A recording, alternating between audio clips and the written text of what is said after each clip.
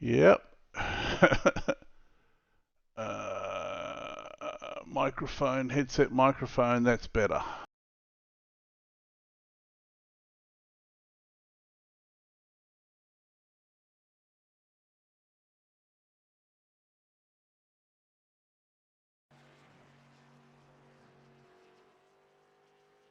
Good evening, everybody, and welcome to the ANZCAR Cup here at New Hampshire Motor Speedway. We are coming towards the end of our season now. We're in the last 6 of our races, of course. But no, last 5 of our races, of course. There we go. My brain missed out a race there. Last 5 of our races, of course, now, and we're coming to a close of the season. But right now, we have qualifying for this unique short track. Now, New Hampshire is one of those circuits that can be a little bit tricky to get used to, unfortunately, because it is a very flat circuit, as you're seeing now out on the track. The drivers have to be very careful here because there is no banking. It's very easy to go loose, especially when you go through turns 1 and 2.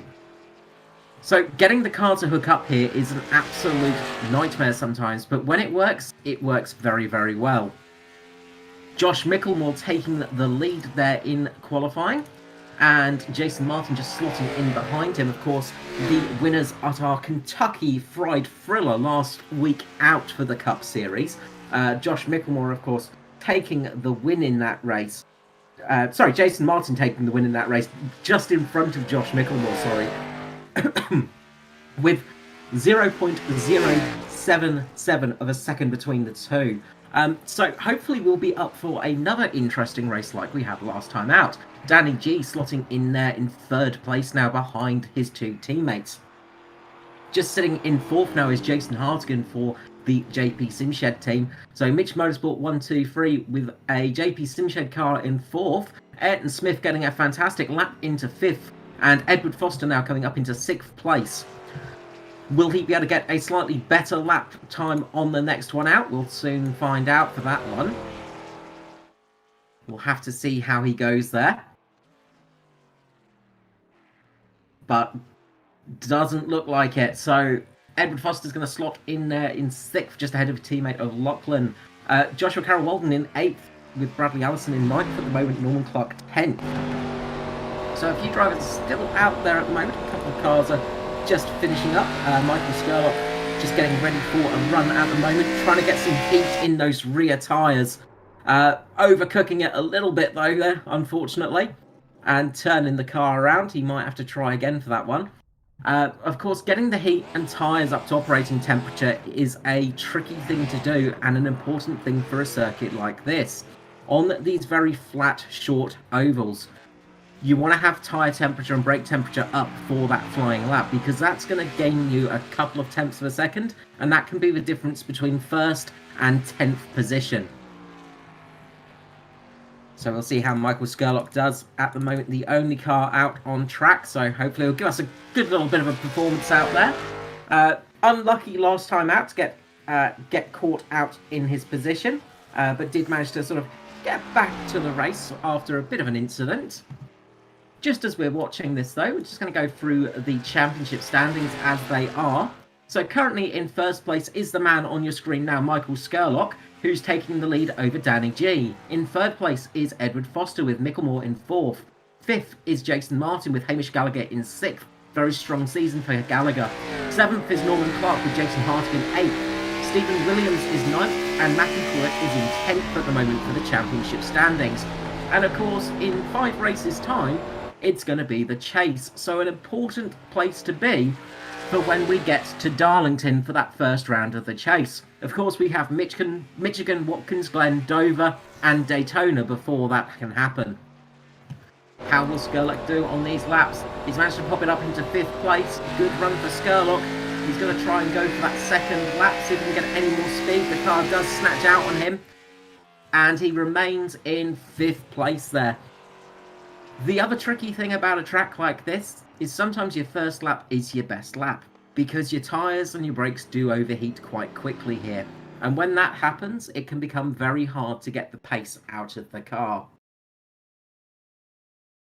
So everybody's going to start gridding up now and going to get ready for the race. And as we do that, we will go through our starting positions. So, on the first row of the grid is Josh Mickelmore and Jason Martin. On row 2, it's Danny G with Jason Hartigan. Row 3 is Michael Skurlock with Ayrton Smith. Row 4 is Edward Foster with Lachlan. Row 5 is Joshua Carroll Walden with Bradley Allison. Row 6 is Norman Clark with Devon Stove. Row 7 is Brendan Bartlett with Phil Otto. Row 8 is Kai Sloggett with Raymond Yeager. Row 9, Tristan Koch, Matt Hunter. 10 is Aidan Schwartz and Darren Burnfield. And on the last row of the grid, we've got Hamish Gallagher and Stephen Williams. So Stephen Williams is going to want to get a good finish tonight, of course, to try and make sure he can lock himself into the chase. A guy that's not out here tonight is Matthew Clewett. So that could be tricky for him, of course, but there are drop rounds to come as well. So these positions aren't finalised for the lower positions of the chase, but up the top it's getting pretty much set in stone as we go and get ready for the start of this race.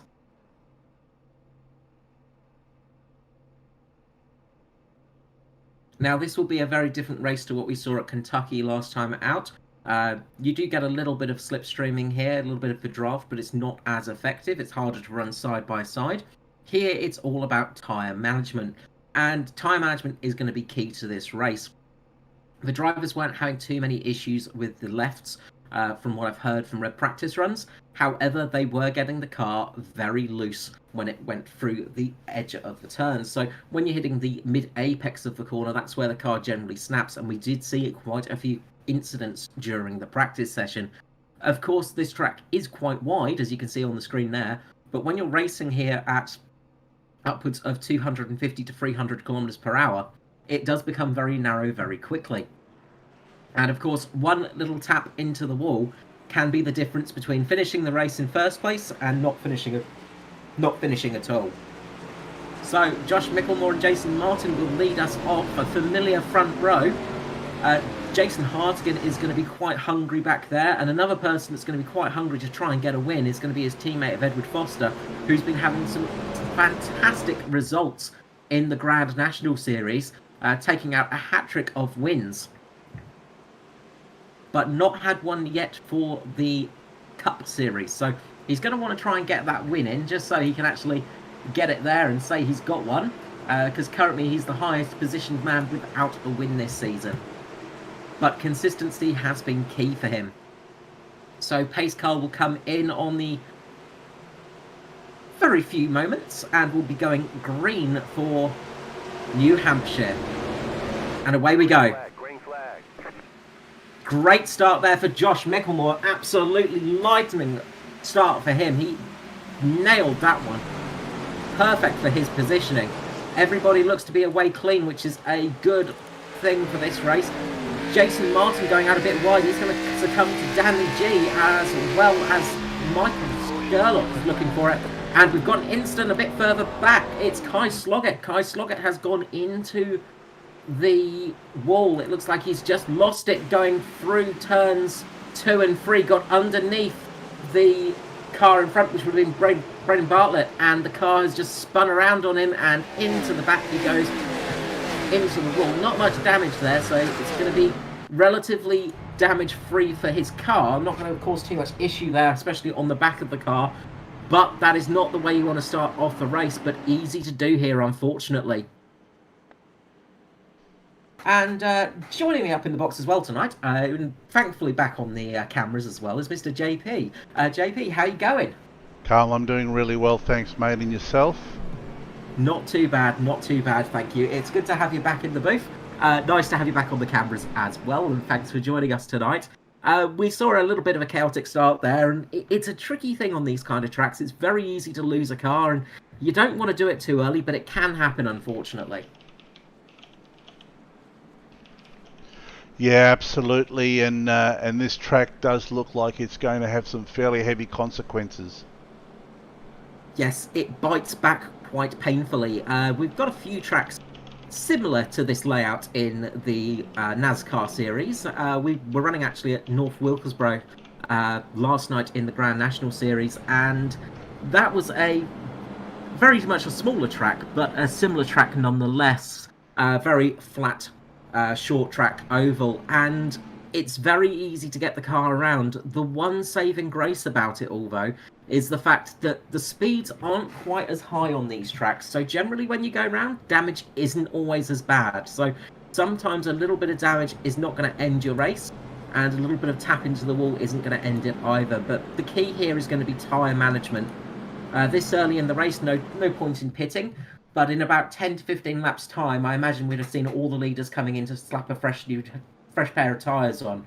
Of course, one of the big things that we do have now is the tyre limit of 4 sets of tyres, so they will be thinking about that as well. Yeah, that's going to really play into things, and it looks like the Mitch Motorsport guys are really in the box seat to start this race.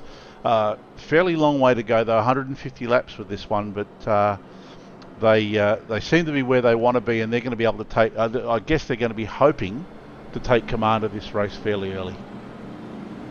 Yeah, they're going to want to try and really put their mark on it and have their cars out in front. It's going to make life a lot easier for their team. I was just listening there to some of the drivers just talking over radio, just saying to everybody, look, take it easy, take it calm. It's a long race tonight. We don't want to have too many laps under caution, because it is so easy to get a car around on these circuits. It's a simple thing of if you put your foot down a little bit too soon, and we're talking about a split of a second, you know, half a millimeter too soon on the exit of a corner, the car is going to go around. And of course, that only gets worse when you're in traffic, because although these cars don't have a huge amount of downforce, the small amounts that they do have gets washed away when you get into a corner. All of a sudden, that little bit of front grip you had disappears, and your car goes spinning around. Yeah, absolutely. These guys are going to have to really be on it tonight and really be sort of managing how they're approaching their race. Yeah, races like this where you really earn your points finishes, it's sometimes a bit of a race of attrition, unfortunately, but that is part of the racing as well, is you have to think with a level head, and you might not have pace to keep up with the rest of the field, but if you can keep a level head and just keep on the sort of lead lap or just a lap down even, sometimes you can sneak your way up and get a very good finish. It is just trying to keep out of trouble and keep a clean race, and that is the key for winning at a track like New Hampshire. Yeah, 100%. It's going to be a very interesting night of racing, that's for sure. It will be. As the pace car comes in, we are going to go to green flag racing, and we do, as Josh Mickelmore gets another good start there. He leads away and gets a great jump over his teammates. A little bit of battling midfield, and we've got a car going sideways in the mid-pack. We have one of the DPR cars of Phil Otto. Phil Otto just got caught up there, I think. Got caught by Aiden Schultz, I think, and just turned him around. The car didn't fully rotate. I think Tristan Koch also was involved in that one, as I see it now. But Phil Otto there doing a great job to not fully rotate. He managed to keep the car going in a straight line. So that was a good save there, but unfortunately a little bit too keen on that restart, and it's just that, as we said, it's so easy to happen. Yeah, it's something that they're going to have to really be aware of, and like we always say, safety cars breed safety cars in this kind of environment. They do, absolutely, and this style of race circuit as well, because it is a slightly longer short track oval. When you're under the pace car, you do lose heat and temperature in those tyres and brakes, and that is a very, very not fun thing to have on this kind of track. When you go into that first corner and your brakes are just not biting at all, it is such a frustrating feeling. So you've got to also take care of that, because it's so easy to have incidents on these circuits from just lack of temperature in the tyres and brakes. Absolutely. So Josh Mickelmore will resume the lead there. Get back in the lead there. It was unfortunate. I feel like if we actually had flag marshals out there, I think we probably would have kept green. It was more iRacing situation on that one, because the drivers did a great job of saving the cars there, especially Phil Otto managed to drift around the corner there and keep it going in the straight line. But unfortunately, just because the car dropped below a certain speed on the track, the caution came out just to stop anyone piling into it. Yeah, these guys. You got to take that. You got to take your hats off to these guys. They're driving cars that are incredibly overpowered for the amount of downforce that they generate, and they're able to really drive them on the nice edge lap after lap. But unfortunately, sometimes they just go slightly over the limit of the car, and that's all they need. It just takes a split second of... It just takes a lapse of concentration for a split second, and it is so much harder than it looks as well out there, especially on these very flat ovals. Because there isn't that banking there to guide the car around, you have to do the work for yourself, and of course you have to brake, which a couple of ovals of course do have them, and a couple of the faster ovals you do need to slightly tap the brake here and there. But on these very flat tracks here, you're going at immense speed into a flat corner, having to brake. These cars don't have the best brakes in the first place, they do like to lock up quite easily. So it is an immense amount of talent to be able to get it around here and get it around fast as well. And these things do have a ridiculous amount of horsepower, as we said. Those big V8 engines in the front are unrestricted on a track like this. It's not like at Talladega or at Daytona where the car is restricted. It loses a couple of hundred horsepower. Here it has all that horsepower to play with, and that torque is immense. And the car will spin around quicker than a spinny thing, really. Yeah, absolutely, and they look like they're getting ready to restart the race. And I just noticed, so we've got the Mitch Motorsports guys up the front there with, and then we've got Michael Skurlock, but then we've got the three JP Simshed cars behind. So I'm sure they're going to be trying to get together and work together to move up the field. Absolutely, the JP Simshed boys doing a great job of working their way up there. And you've got to say as well, with Michael Skurlock in the Pace Syndicate car, he is really working hard with that team and helping them get towards the front of the circuit.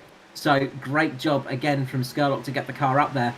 Not unexpected from Michael Skurlock. He is a very good hand, a very quick driver, and numerous years of experience underneath his belt as well. So, a very good person to have on your team, but he is definitely helping out those other drivers from Pace Syndicate. As we get a car into the side towards the back, it looks like Tristan Koch and Aiden Schultz there just getting into each other. A big tank slapper, a very big tank slapper for Tristan Koch. He's just got up the top there, just having a watch again. He's lost the rear. Oh, it was Aiden Schultz, sorry. Aiden Schultz just went up the track. It looks like he's just lost a bit of grip, lost the front end, and caught Koch in the rear. So that is going to be two cars that are going to take a long time to get some repairs there. And out of the exit of turns 3 and 4, that is the hardest part because it is so loose on that exit. Yeah, absolutely, and it almost looks like this is I guess a preview of things to come. Now we've had a couple of safety cars now in the space of a handful of laps, so maybe guys are just feeling a little bit too over ambitious on their restarts. Very much so. It's a thing of people have to just get into a calm rhythm of a situation. We saw last night in the Wilkesboro race.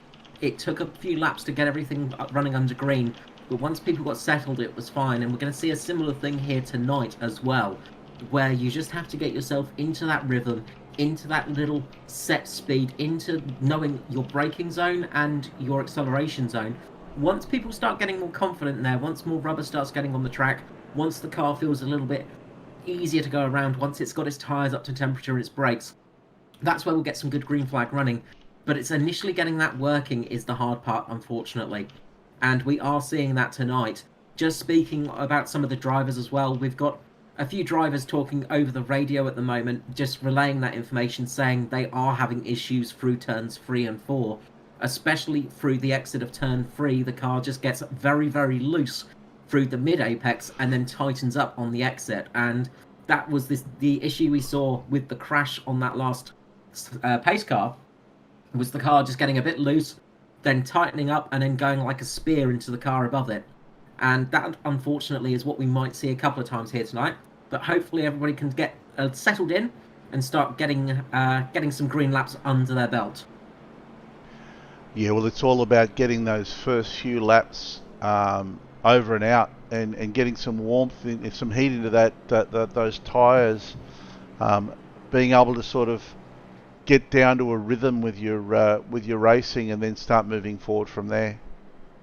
Well, like all forms of racing, it's about getting into that rhythm, and no matter the type of racing it is, I guess the one exception is drag racing, but pretty much for every other form of circuit racing, it is getting into a rhythm. When you can get into that sort of rhythmic sort of pacing for laps, when you know your break point, when you can always drive around without thinking, that's when it feels fine.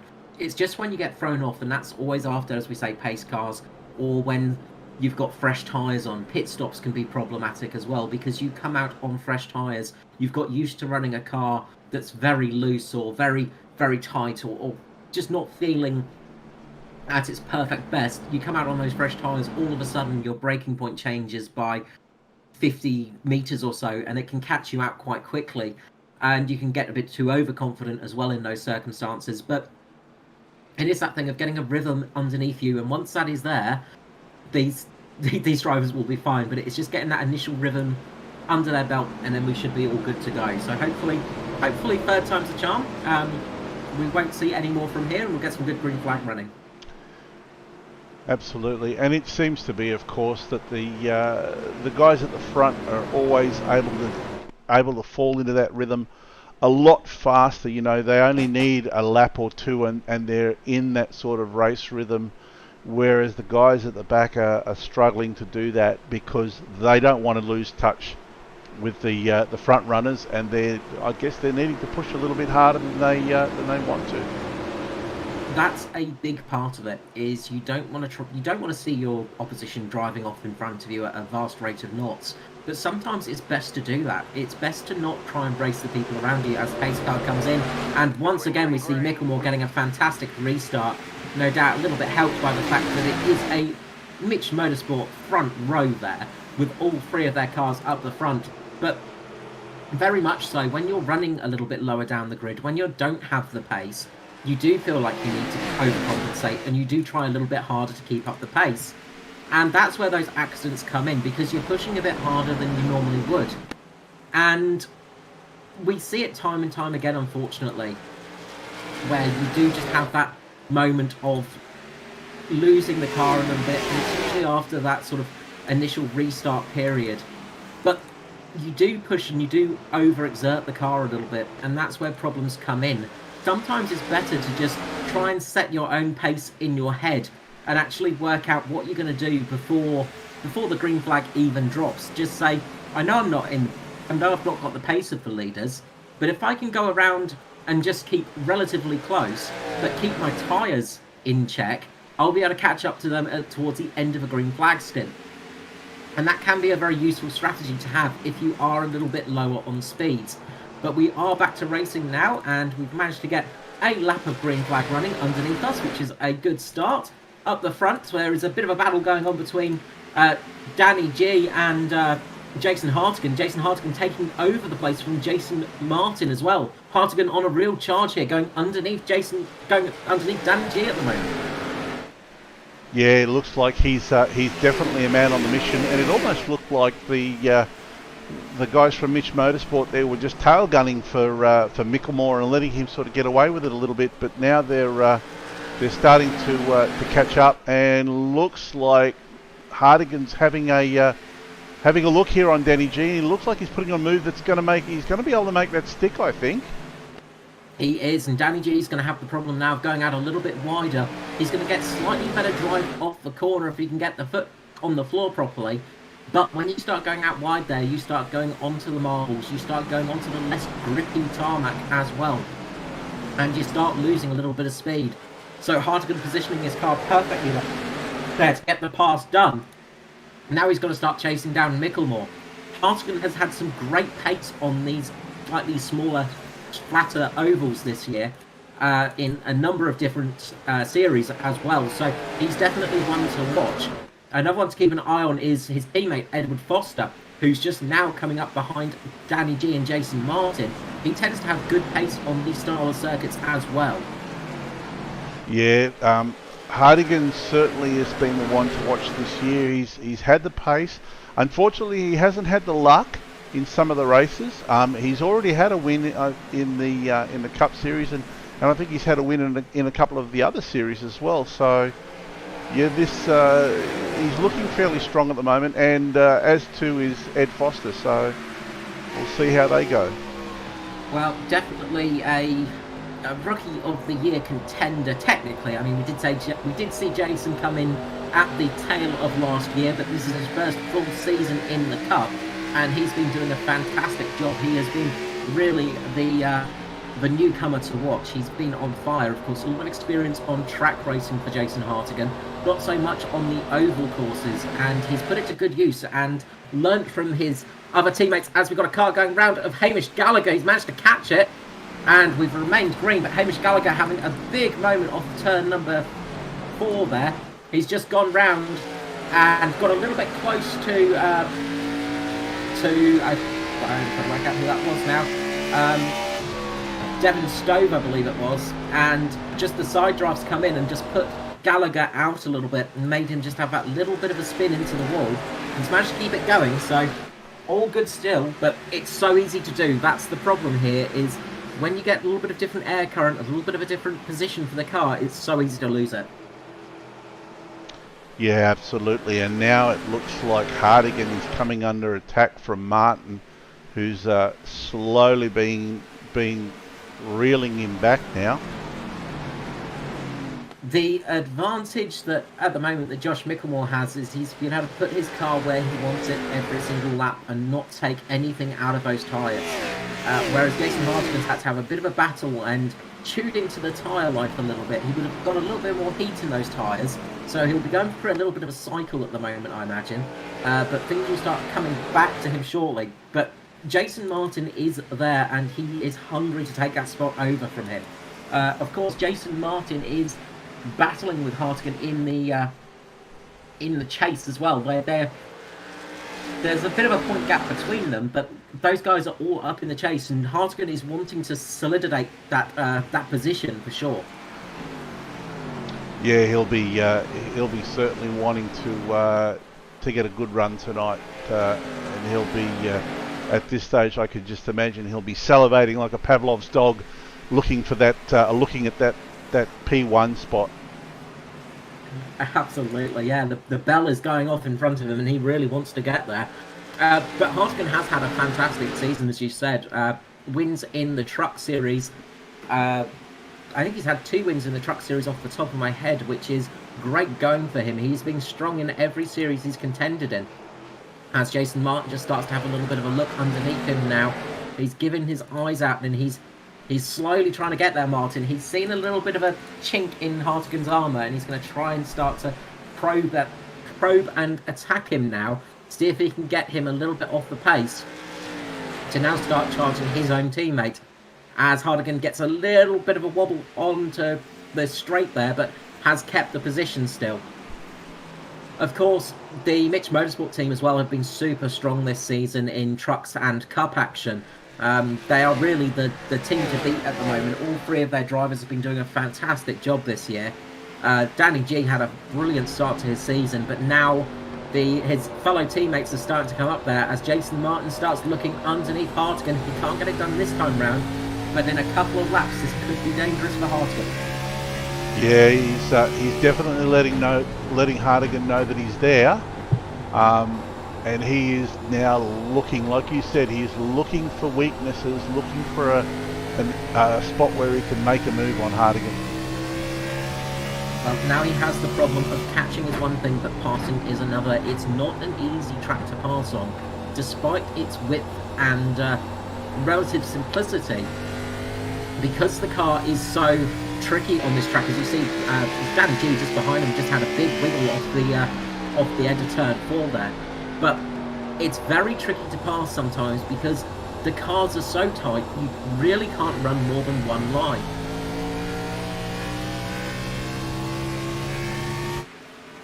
And all the while that this is going on, Josh Micklemore is absolutely loving this, and he's just eking out that lead ever so slightly. He is doing a good job up there, so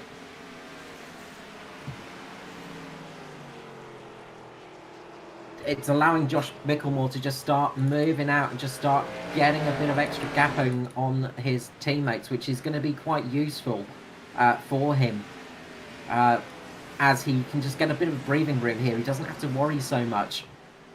The big thing on Hartigan at the moment, of course, is in his wing mirror, and well, in his rear view mirror, sorry. He's going to have a big purple car there, and that's one of the most intimidating thing about Jason Martin is that purple car colouring. Is it's a car that's easy to spot, and you always know when it's in your in your mirrors. Yeah, and there you go. You can see Jason Hartigan from Jason Hartigan's car looking back into Martin's car. And Martin is just looking ever so threatening coming up, and I think you might have hit the nail right on the head. That original little fight that Hartigan had there to get the second place has probably hurt his tyres a little bit.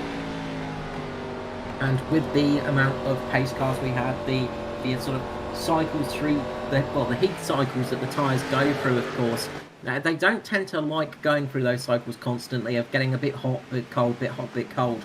So that can sometimes make them a little bit tricky on those restarts. And then, of course, if you put a lot into them, if you get a big slide or something like that, that can affect your pace for the rest of a stint sometimes. You're seeing Danny G drop back now towards Foster. And I can imagine some of that was just due to that big tail slide he had going through turn 4. Just getting a bit too much heat in that rear tyre. And that carries through for about a lap and a half on the car. Makes it harder to get through those corners for that amount of time. And you do just drop back. You can see now that the two Jasons are taking a slightly higher line as the tyres are starting to wear out. They're going to start going a little bit higher up the track, not turning as much on the wheel to try and eke out a little bit of extra tyre life. And you can see going a little bit further back there, Michael Skurlock on the back of JCW, absolutely menacing him as well. Yeah, Skurlock got a bit of a bad restart on that last caution and did drop back to 7th position. But he's not in a bad position overall. But being back there means, you know, you've got to watch out a little bit, but you can relax a little bit. You don't have to push quite as hard sometimes. And you can just ease the car off a little bit and start to look at slightly longer runs. Well, the one thing we know about Skurlock is he's not afraid to make his move from way down in the mid-pack or even towards the back of the field. That's it. We've seen it time and time again, and we saw it last week out at Kentucky where he had an unfortunate incident early on in the race, but managed to get up battling for the lead of the race during that amazing slipstream fight we had. But he does tend to do that very well. He's very good at conserving the car through traffic and just getting it back up into a race-winning position. He tends to be quite good at sort of getting the car a little bit up there in pace. Just the battle for second place now is starting to ease off a little bit for Hartigan as Martin's dropping back a little bit. Just that time of running so close to Hartigan will have again caused slight heating issues for Martin, and he might just need to drop off a little bit just to let the car settle down before going for his second attack now. But he's starting to struggle a little bit. He's starting to get a little bit of understeer through the corners, I've noticed. Having to correct it mid-corner, and that's costing him a lot of time. As we come up to a couple of the lapped cars now, we're starting to get through into the tail end of the drivers now. So lapped cars can start coming into effect too. If you catch a lapped car at the wrong point in the corner, it can sometimes throw you off quite a bit on these tracks. And that seemed to really play into Hardigan's favour here. Oh, looked like he got a bit taily coming through that corner there. But he's managed to catch it. Any predictions, Carl, as to when they might be coming in for tyres? Well, I would say they will try and go as long as possible, as Hartigan has a bit of a moment there. Again, he's just losing a little bit of pace. The actual car in front of him, the lapped car, is actually getting out in front of Hartigan through the corners. And I'd say that's actually more so to do with the fact that he's come in for some fresh boots.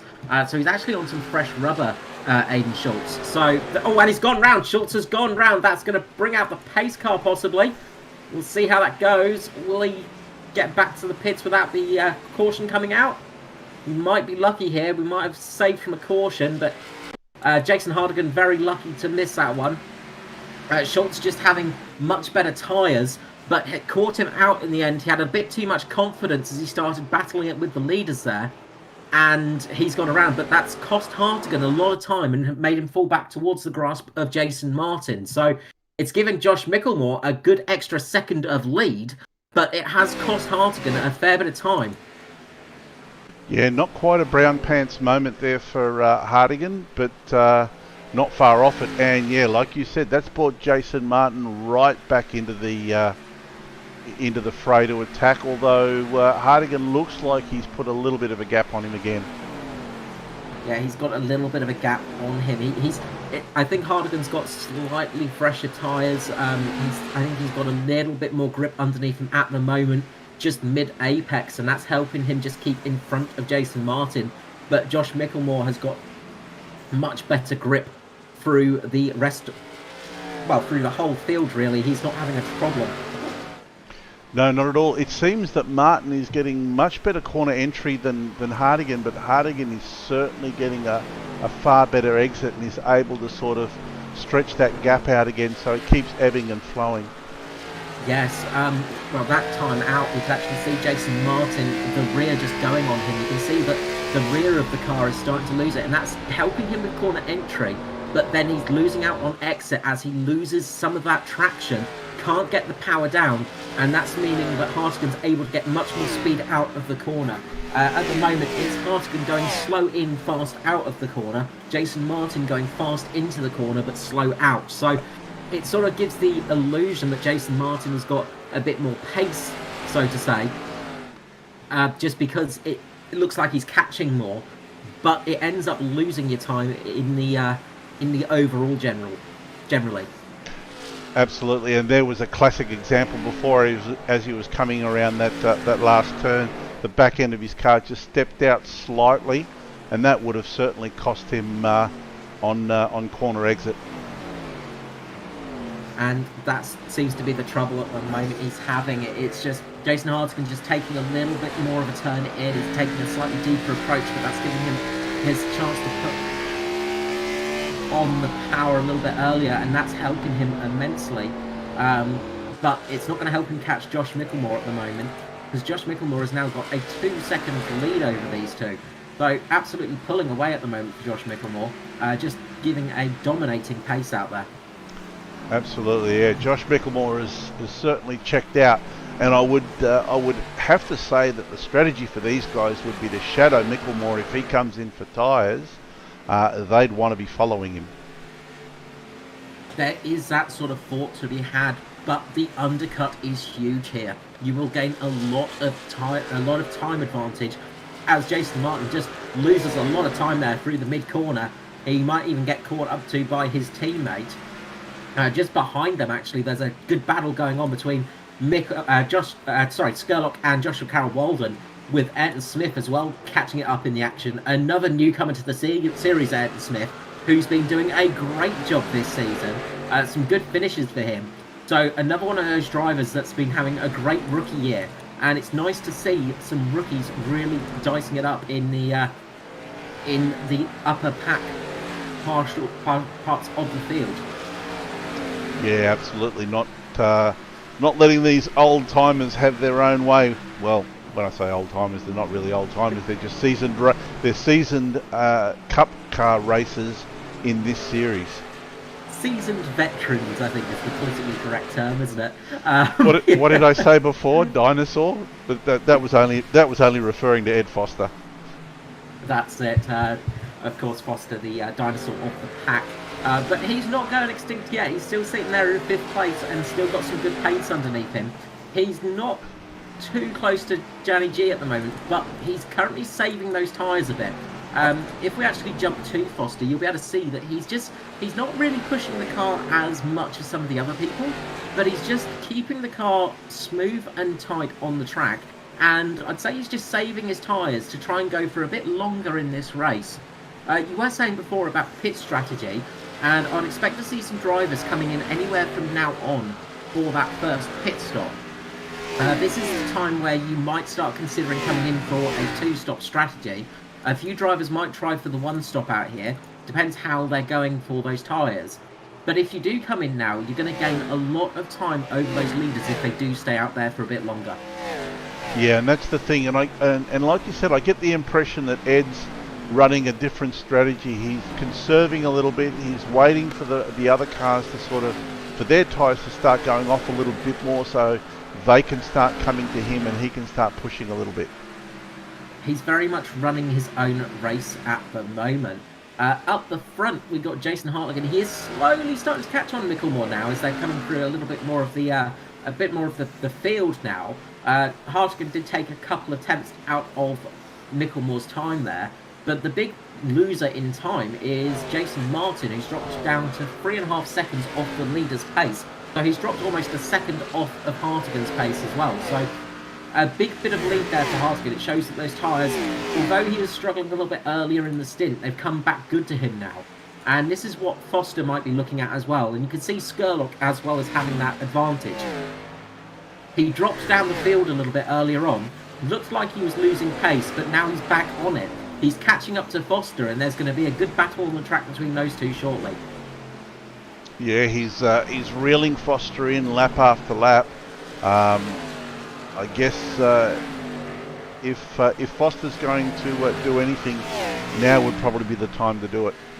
Yeah, he might have to look at starting to press that go button now and just start getting a little bit more pace in the car if he can squeeze it out of there. Just behind them as well, Ayrton Smith as well has managed to get past Joshua Carroll-Walden, so good move from Ayrton Smith up into 7th place now. Joshua Carroll-Walden dropping down to 8th. Hamish Gallagher is having a great recovery from that earlier crash he had. Well, earlier smash. It wasn't really a big crash, but he was sideways for a few moments and did do a bit of damage to the car. He's managed to work his way up to 9th place after starting 21st in the race, and we know that Hamish is very, very good on those tyres. Yeah, he seems to be able to get those few laps more out of those tyres and get the car working for him, although he just had a little moment there going through that turn. It's not been an easy night for him, and the damage on that car is not going to be helping him out for sure. He would have been happier without that damage. Just behind him is another newcomer to the season, and that's Bradley Allison, of course, and he's up there in 10th position. Again, a solid top 10 running from him, with Norman Clark just sitting behind him in 11th. Bradley Allison has had a great year so far, been very strong pace-wise, and has been showing a great amount of speed and, well, consistency as well. So some good racing from him as well again tonight, and good to see him working his way up in that top 10 position again. Yep, absolutely, and now we're seeing Danny G all over the back of Martin's car, so teammate on teammate now. Maybe once again Danny sort of conserved his tyres a little bit more, or Martin just had to use his tyres trying to do something with Hartigan. And this is the moment where Foster and Skurlock are going to be quite happy, and you can see Martin just getting up out the way of Danny G there. Mitch Motorsport, they race hard with each other. There's no team orders in that team. They might be teammates, but they race each other well. But looks like Jason Martin just let Danny G through there because he is struggling for pace. Didn't look like it was much of a hard-fought battle. But you can see behind them that Foster and Skurlock are catching at a vast rate of knots now. And this is the moment that they were looking for, I imagine. Just keeping those tyres a little bit better in their condition to try and jump on the drivers as their tyres start to fall off. Yep, absolutely. And and smart racing really by Martin. He knew that he couldn't keep Danny G behind him. Rather than hold them both up, he opened the door, let him go, and now he could just slot behind him and try to stay with him. Use maybe Danny G's draft. Well, that's it. It's as I was talking about earlier, it's almost racing to your own pace on these kind of circuits. If you try and race other people around you, you can start to cause yourself issues. If you race to your own pace, like we're seeing Jason Martin doing now, he's not really pushing the car too hard. He's able to get back on the pace a bit behind Danny G, but he's not pushing the car as hard as he'd have to if he was racing Danny G. So he's not losing as much time, and he's able to keep his tyres a little bit better condition. But you can see the JP Simshed car of Foster now, and the Pace Syndicate car of Skurlock really catching up. Ayrton Smith as well is holding on to this really well in the fast lane esports car. So all of those drivers have done a great job of holding those positions and keeping their tyres in a relatively good state to be able to jump on the cars that are struggling. 100%. And it kind of looks to me as though Skurlock doesn't really want to get around Foster at this stage. He's just going to use Foster as a shield to help him plough his way through the field. Well, that's one of the other things as well, is sometimes you might be looking at a bit of the unseen sort of nodding of drivers there, of we're not going to race each other too hard. Oh, and Ayrton Smith just going into the side of Raymond Yeager there. They do manage to keep it. Ayrton Smith doing a great job to keep that car straight. Good save as well by Yeager. He just caught him going through turn 3 there, I believe it was. The car just went out on him. He went too far underneath. Just caught Yeager in the side. Yeager's gone up into the wall, but they did manage to keep the cars going. So no caution there, but an easy mistake to make on a track like this as you pass some lapped cars. And that's precisely the thing I was talking about, is when you get underneath the car sometimes loses a little bit of aero, you get a bit of aero wash, and then all of a sudden it will do something you've not had it done for many laps, and it will catch you unaware. Which is obviously much of what would have happened just before. Exactly, that looks like a prime example of the car getting a little bit light on the front and catching Ayrton Smith a little bit unaware there. And of course that's where sometimes a bit of... Oh, and we've got a car off in the background. Lachlan looks like it. Lachlan gone around, but we've remained green for the time being. I'm touching wood right now just to make sure. Just having a look at the replay here, Carl. See what's happened. Yeah, so it looks like he's going through turns number 2, and the back end has just stepped out, and then he's had a tank slapper across the grass. Not a big crash, no impact there or any problems to the car, just a bit of a tank slapper there. It's exactly the thing I was talking about earlier, and that's where the tyres just start to drop off in this part of the race, and you get those tank slappers hitting. It would probably be a good idea for Lachlan to come in for some tyres now, and sort of get back in the race that way. Yeah, once you've had a spin like that, I'm sure the tyres aren't going to be very happy. So it would be a good idea for him to come in and put on a fresh set of rubber and get going again.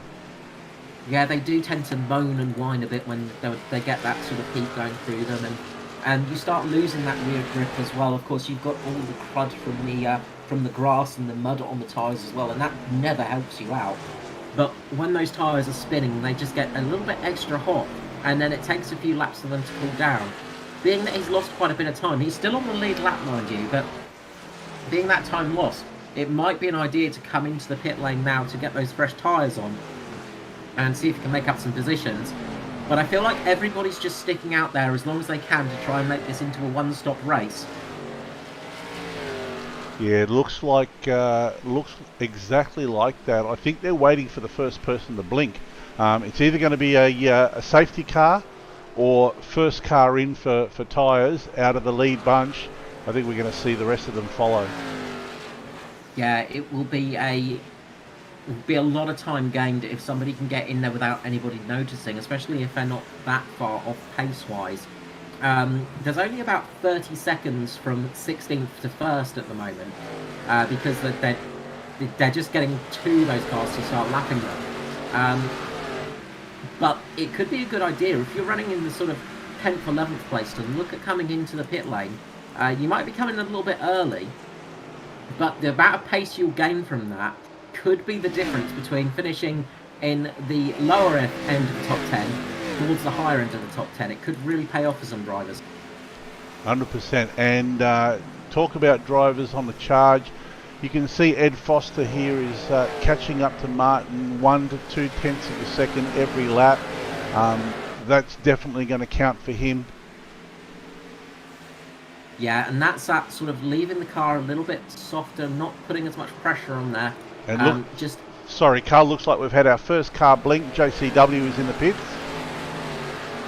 And he was in that sort of position that I was saying is a good one to go in, that sort of P9 he was in when he came into the pit lane, so he's going to come in for that first stop, and he's going to be able to gain some serious time. So if nobody comes in the next 2 to 3 laps, he'll be able to gain some good positions as long as we don't get a caution, and this is the problem.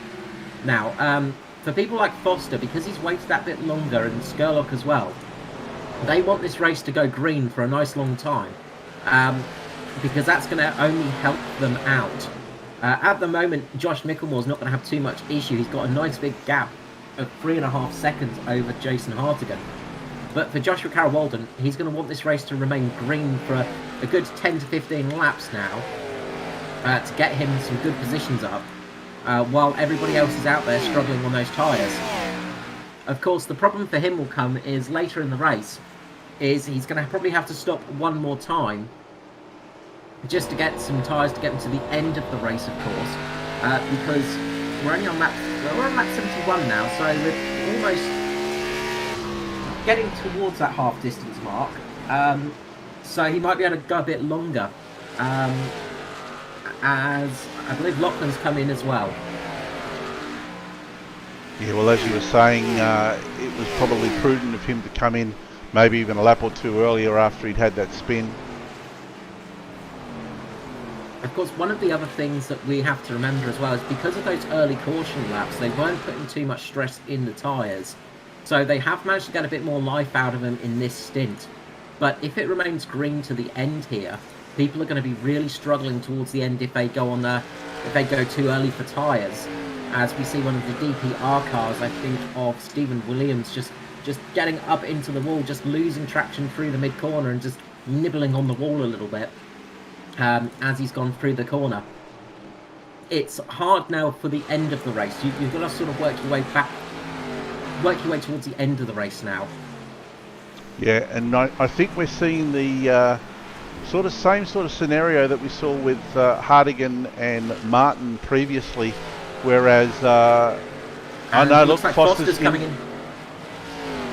Yeah, Foster's coming into the pits. I've noticed quite a few of the JP Simshed cars have come in because Norman Clark has also stopped. So it looks like pretty much all the JP Simshed cars other than Jason Hartigan have come into the pit lane now and changed those tyres. So that's going to be an interesting strategy call for them. Yeah, it's going to be it'll be interesting to see how long everybody else stays out now, because of course they're going to have slightly...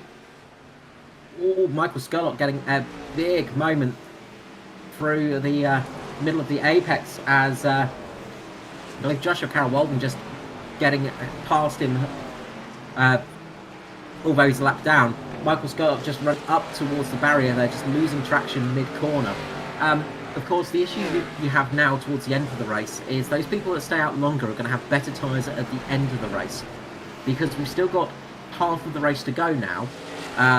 So if you can stay out a bit longer, you'll have better tyres towards the end of the race than at the start of the race. Absolutely, and we can see JCW's last lap was a 30.6 as opposed to a 32 flat for Micklemore and Hartigan. Yeah, and that's that fresh tyre coming into play. Now we're seeing a fair few other cars just looking at those stops now. Stephen Williams, I believe, has... maybe not actually. Sorry, I'm looking at the wrong car. But a couple of cars have come in. Pretty much the JP Simshed cars. Most importantly, I think, is Edward Foster, who's managed to get out in front of the leader. So he's not showing a lap down on my screen anymore. So he's managed to get back onto the lead of the lap. So that's going to help him out immensely if a pace car comes out. Absolutely, and he is just eating up the traffic at the moment. Absolutely flying out there. He's just at a 30.6, 2 seconds faster than our leader there. So you can see those fresh tyres are starting to pay off. Of course, the thing you've got to do now is be a little bit patient and not take too much out of those tyres, because they do have to last you a long time. So you don't want to eat too much of them and end up sort of wearing them away. As Foster comes up now on Jason Hartigan, sorry, he's not back on the lead lap just yet, but it won't be too long. You can see right here the traction he gets off the corner. He's just going to fly past Jason Hartigan, and he'll be the first car to really catch up to Josh Micklemore tonight, I think. Yeah, absolutely. Josh, sorry.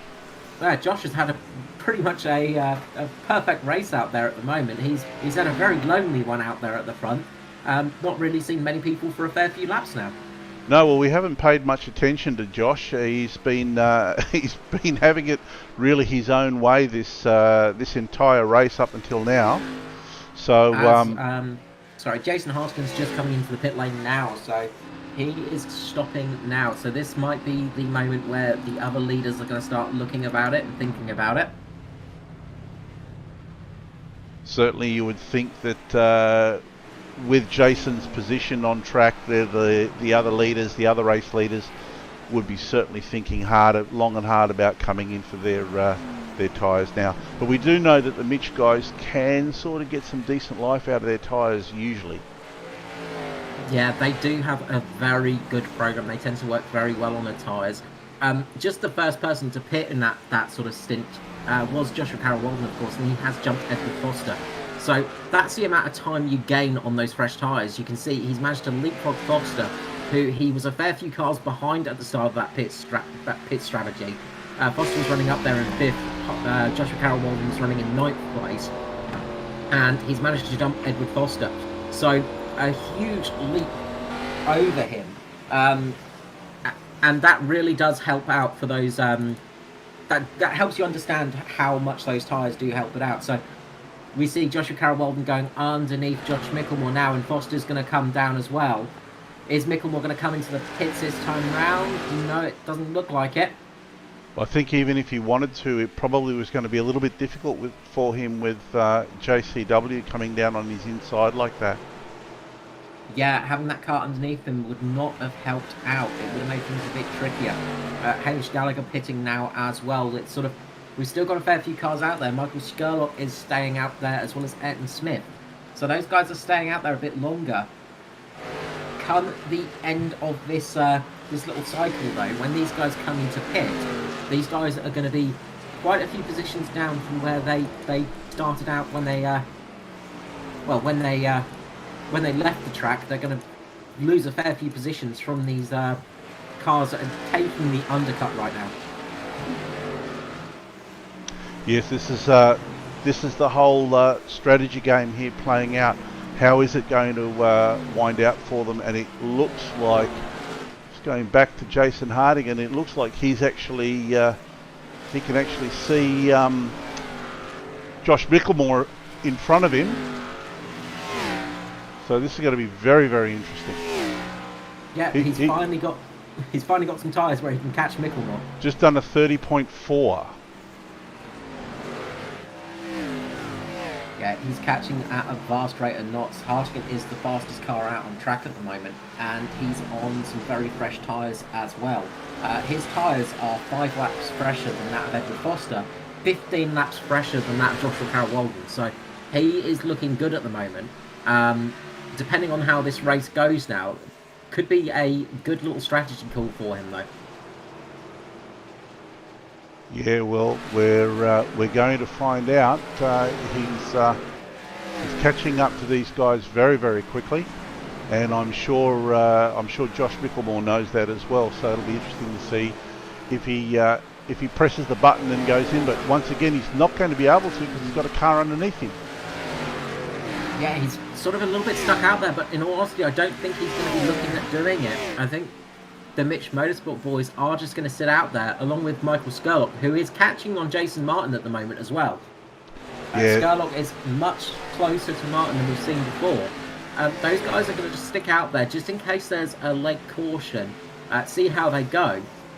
Of course, if a caution comes out now, you'll see a lot of those drivers that pitted coming in again to get some fresher tyres on, because they'll lose so many positions from the fact that those tyres are at least 10 to 15 laps old now. 100%. And these guys from Mitch Motorsport, they don't just throw a coin up in the air and go, what are we going to do? They have a plan as to what they're going to do. They've got a strategy, and they're probably going to stick to that strategy. Yeah, they have some good strategies. And although this now looks like Micklemore is in for tyres. Micklemore coming in for tyres. Are we going to see all three of the cars come in? We're seeing Danny G come in. And Jason Martin staying out. Yep, Jason Martin, Michael Skurlock, and Ayrton Smith staying out. So those guys are staying out. Stephen Williams, saw, I think, Phil Otto coming in for tyres as well there. So this is going to be the big one now. How long does Jason Martin and Michael Skurlock stay out? That's the big question.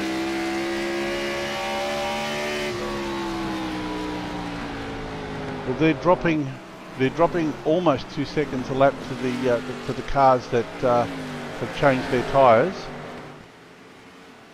But I guess they've got gap as well. They've got a bit of time in hand at the moment, and you can just see that coming out the pit lane is Danny G at the moment, coming out just behind his teammate. Josh Micklemore came out a lot further in front of his teammate of Jason Martin. Micklemore just had such a decent gap there. He came out just behind, he's just got past. And here we go. So yeah, now the race begins in chasing and racing for places.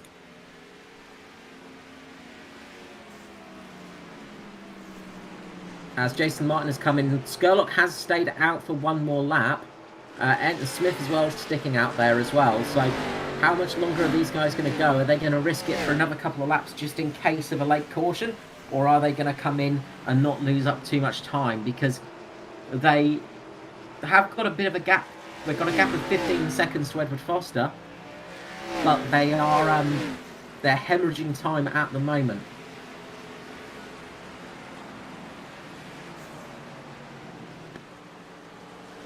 So, just out on the battle between Jason Hartigan and Josh Micklemore. Currently, Hartigan has the distance of one of the straights over Josh Micklemore. So, he gained a good bit of time there. He did gain a nice bit of time there and has got a good position. But, of course, his tyres are much older now. Some 10 laps older than that of Josh Micklemore. And Skurlock's come in.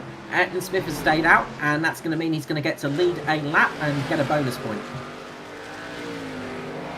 And I wouldn't be surprised if that's what he was banking on, trying to get that bonus points, get as many points as you can.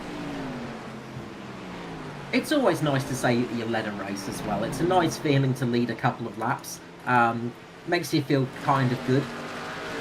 That warm and fuzzy feeling. Absolutely. And I think we're going to see Ayrton Smith going for another lap. He's staying out there quite long, actually, Smith. So he's really pushing the car to its limits on those tyres. They must be absolutely howling underneath him. But Edward Foster is now in the effective lead of the race, as soon as Ayrton Smith comes to pit, of course. Edward Foster getting past Joshua Carroll-Walton. Foster running a much better pace at the moment, one has to say. At the moment, it's not working out too well for Hartigan, who's having to battle through a little bit of lap traffic. So he's not gaining as much time as he would have liked at the moment. So Foster and JCW did get out in a good position. Ayrton Smith has pitted, so Foster is now effectively leader of this race. And with his pace and being able to conserve those tyres, that's put Foster in really in the box seat. However, the cars behind him will have fresher tyres, and I'm sure they're going to be coming up fast. Yeah, they will have a big speed advantage over him. Just in clean air, Josh Micklemore is a big winner because he's come out in a relatively good spot of clean air. He just set a 30.187. Oh, sorry, a 30.4, sorry, on that last lap. Edward Foster was a 31.35, so almost a second faster than Foster on that last lap for Josh Micklemore. That's gonna make a big difference, and I'm sure these guys right now will be praying for a safety car in the next 5 or 6 laps. A pace car could really help these guys. If a safety car comes out right now, it's going to help those guys that jumped ahead in those pit stops. People like Hamish Gallagher, who's currently sitting ahead of Jason Martin, for instance. Michael Skurlock, he dropped down to 8th position in that one, but he's, remember, on very fresh tyres. So it'll be interesting to see how he goes from that one. And it looks almost, no, Lachlan's opened the steering for him. I was about to say it almost looked like Lachlan was holding Edward up a bit, but he's opened the steering and let him go. Let him sail past there and get through. So he's going to just come storming up there now. Matt Hunter into the pit lane as well for his second stop of the night. So Matt Hunter taking 2 stops, but that was from an earlier incident for Matt Hunter. So he pitted very early on for damage, so it wasn't a 2-stop strategy, but a bit of a longer strategy for him. So he's going to finally get those fresh tyres on. Josh Micklemore now is absolutely flying up onto the back, and the yellow flag. We've got a caution. We've got a caution as one of the DPR cars, I believe, has gone around. I think it might have been Darren Blumfield. Darren Blumfield. Sorry, not DPR. I saw a white car, and it was there was a what was it, about 65% chance of it being a DPR car, and I got it wrong, of course, but Brumfield has gone around, big impact into the wall, and that's going to be a lot of damage on that car. That might be the end of his night, possibly. He'll have to come in for some repairs on that for sure. But we're going to see a whole slew of cars coming into pit lane now to get those fresh tyres on. And this is going to be a great help for people like Foster, Carol Walden, Hartigan, Hamish Gallagher, Norman Clark. It's really going to help their races come alive. And here they come. You don't really have any other choice now, because the only person that may stay out and throw a roll the dice, I guess, is Michael Skurlock, being that his tyres are only about 7 laps old, and he has indeed, he's stayed out. Martin and Skurlock have both stayed out.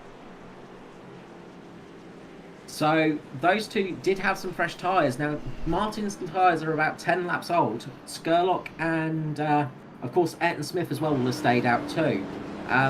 Those guys have some very fresh tyres. So Ayrton Smith is the box seat, you'd have to say, for those tyres being fresh. 100%.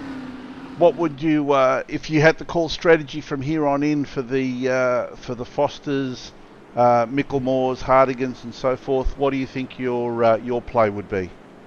Pitting. It's an easy answer on that one. Pitting is the big one. In all honesty, I'm surprised to see Jason Martin stay out there. He is going to struggle on that restart. Even somebody like Michael Skurlock is going to have trouble. Ayrton Smith might be able to get away with it a little bit, but those guys are going to lose places quite quickly. It makes a huge amount of difference, those tyres being 10 laps younger. You wouldn't think it, but it does make a difference. So pitting is exactly the option I would have gone for, and would have made that call. But if I was in somebody like, if I was in Ayrton Smith's position, for instance, I would have stayed out.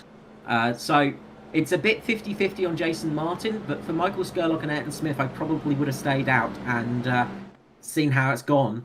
Obviously, Jason Martin kind of had his hand forced in that one, because it was not an ideal position to be in, because he did come in a lot later than everybody else. It really didn't help him out too much when those cars did come in. And given the cars behind them are going to have fresher tyres, do you think that their play would be to maybe just stay with these guys, not push them too hard, wait until their tyres drop off and then make their move?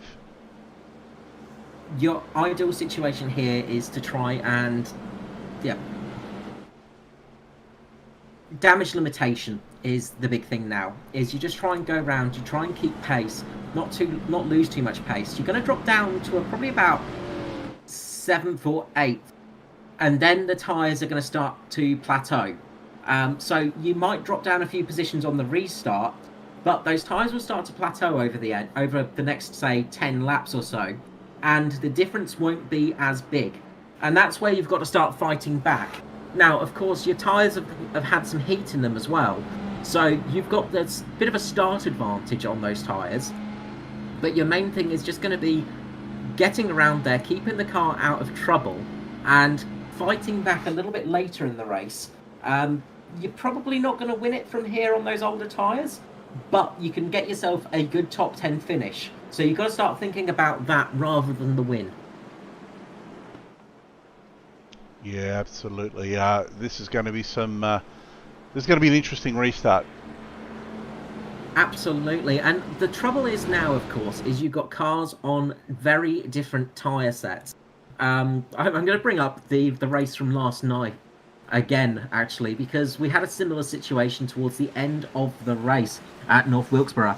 I was running a very long race pace and only had done 2 stops, whereas the rest of the field had done 4 to 6 stops.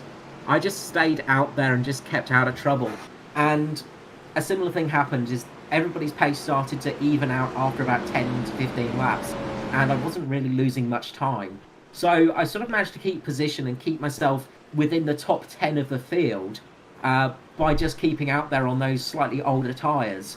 I lost a lot of time over the first couple of laps, but once you got to around the 10-15 lap mark, the cars weren't really gaining enough time to make a big difference. So you started to not really see much of a difference there. So there is that kind of situation that's happening now, where you're going to have that sort of a little bit of a plateau, but you've got to wait for that to happen. As the pace car comes in, Jason Martin holds it back, and he drops it now. He gets a relatively good restart there, and he's going to need to get that, because he's going to start losing time on the exit of corners. People are going to have a better drive off the corner. Of course, in this situation where people are on different tyre strategies, you could see a big incident at the front, so you've got to be careful not to wreck it at the front, because it's very easy to do. As you see, Edward Foster getting past Ayrton Smith right there. Foster pushing ahead now into 3rd position, and now he's going to start hunting down Skurlock and Martin. Smith, though, his tyres aren't that much older, but you can see the difference on the exit there. Edward Foster just launching away from him. Jason Hartigan as well, just coming up underneath him. Just much easier time of getting closer to that car on the exit of the corner. And mid-corner too. And Jason Hartigan's off. Jason Hartigan's gone round. And it looks like it was a tap between him and Ayrton Smith there. Ayrton Smith lost the front end of the car, caught Hartigan, and exactly what I was saying can happen here when you're on different tyre strategies has happened, unfortunately, for Hartigan there, because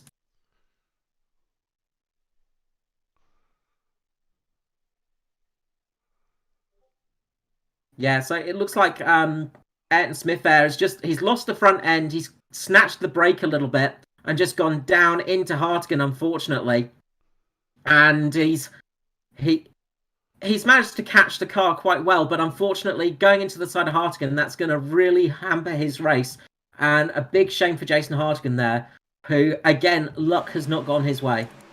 Yeah, absolutely. Just really gutted for Jason on that one. He had plenty of pace in hand, and really, nothing against Ayrton. That the car just broke away from him.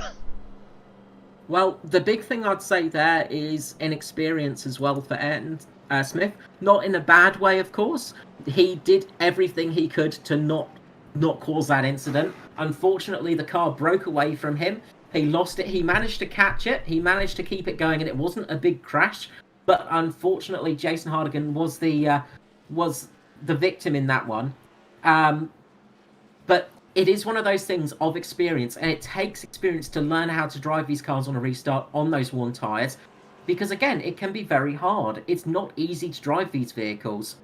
And it looked like he just caught his brake there, as I said. I think he locked up the front left on that one, and it just caught him caught him by surprise, which is a real shame. But he's still up there, and he's still able to fight on. He's only in 4th position still, So he's able to fight on.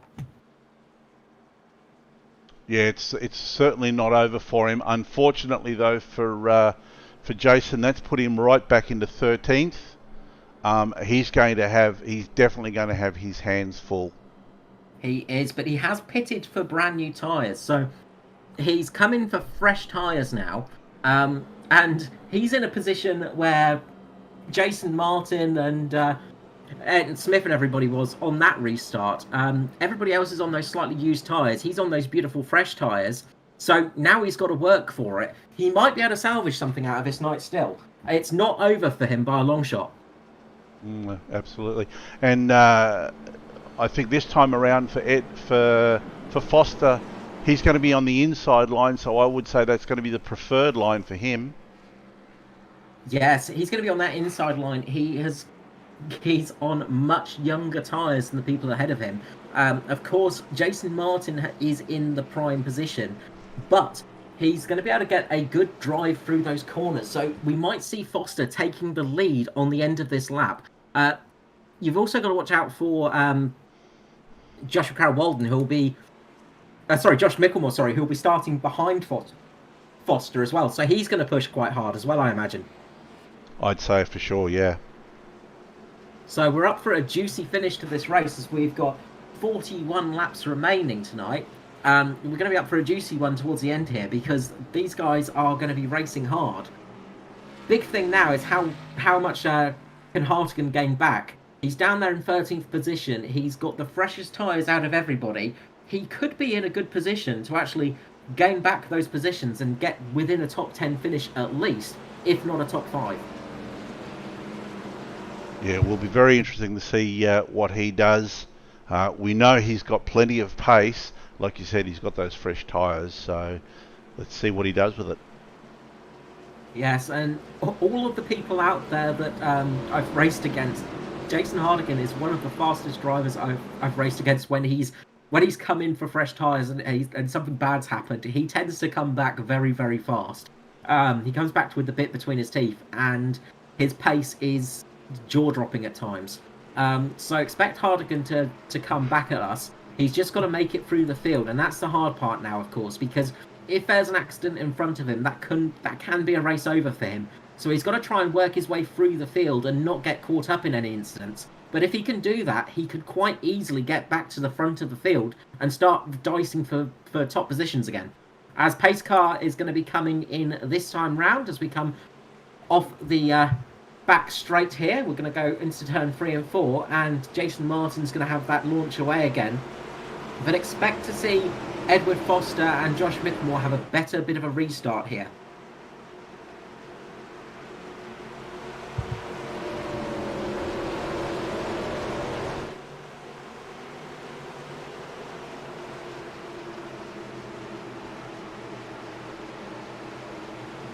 Going to be an intense start here as the pace car comes in. Jason Martin's going to drop the loud pedal. Now he goes away, gets a good launch, but Foster's managed to keep up pace with him. Foster's going to try and get underneath now. He's going to want to try and get past Michael Skurlock and try and get ahead of Josh Micklemore. He's going to want to try and keep Micklemore behind him because he knows how fast he is tonight. As Foster gets a little bit of oversteer going through the corner there, he keeps the car well. He's going to slot in behind Skurlock now. Micklemore goes up the high side. That might have been a little bit of a mistake. He's lost a little bit of time. He falls back a little bit. And Micklemore's lost the car a bit. Micklemore's dropped back. He's going to drop back past the 09. He's dropped back past Norman Clark, sorry. He's almost back there with Jason Hartigan now. A big moment there for Josh Micklemore. The car just snapped on him. And he just lost it there under acceleration. Falls down into 9th place. He has. And... Aiden Schultz has just gone off, but luckily I think we're going to stay green. So that's the main thing. Norman Clark getting a good run underneath Josh Micklemore right there. Micklemore's got the high line, but Hamish Gallagher's got in front. Ayrton Smith's down in front as well. Now Ed Foster just has to work on Skurlock and Martin and get underneath them, get in front of them and start controlling this race. Easier said than done, but Ed does have the fresher tyres. He's going to be looking to try to do that as quickly as he can, I guess. He is going to try his best for that one. Ayrton Smith going very high, losing the car a bit. He lost a lot of traction there. He's dropping back a bit of a vast rate of knots. He's dropped back to 9th position, falling into the grips of Jason Hartigan now, actually. Josh Micklemore is now coming underneath Hamish Gallagher. He's trying to get underneath him for that fight. There are battles all the way down the field at the moment. It's a bit hard to know where to look. And he's made that move easily. He's made that one stick, Micklemore. He's got ahead of Gallagher. Now he's got to get past Joshua Carroll-Walden and get ahead of him. As we see Ayrton Smith and Norman Clark starting to get into a bit of a battle. You can see Ayrton Smith's tyres are just struggling now as he's going through the corners. He's having a bit of trouble just getting the power down and struggling in that respect. At the moment, Jason Martin is doing a fantastic job in the lead on those slightly used tyres, getting the power down. He's managing to get a bit of a gap, and he's being helped out a lot, you could say, by Michael Skurlock. Yeah, absolutely. And I'm just wondering once again if Ed's just conserving his tyres a little bit here and waiting to make a run closer to the end of the race. He might be looking at it as Stephen Williams gets a big tank slapper towards the back of the field and lets Jason Hartigan get past him. Jason Hartigan on a charge at the moment. He's worked his way up into P9 now. He's charging up the field. Is Foster just saving it a little bit, not pushing too hard, letting these guys run a bit of a hair race as Jason Martin starts to lose the back of that car now. The rear tyres are starting to drop off as he's starting to push that car as hard as he can to try and keep pace. This can be the moments where you over-push the car, where you overdrive the car, and you use those tyres up much quicker than you need to, and then you start to drop off pace from that. And you can see that back end of the car just step out slightly on Jason Martin's car. Ed Foster seems to be shadowing Michael Skurlock. Their times are almost identical. It's going to be very, very interesting, the remaining laps of this race, that's for sure. Well, we saw on that first long green stint that Jason Martin had good pace at the beginning of the stint, but then he dropped off quite a lot towards the end of it. We've got 32 laps to go now. Is the same thing going to happen for him? Is he going to start dropping pace because of those tyres just dropping out? Because he's a little bit harder on those tyres through the mid-corner. Because he's definitely got some good entry speed, but his exit speed is compromised from that.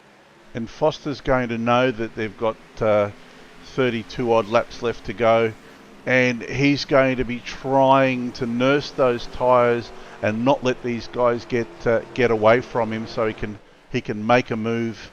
And it almost looks like he's trying to make a move now, but I know Foster's pretty cunning. You can never count him out.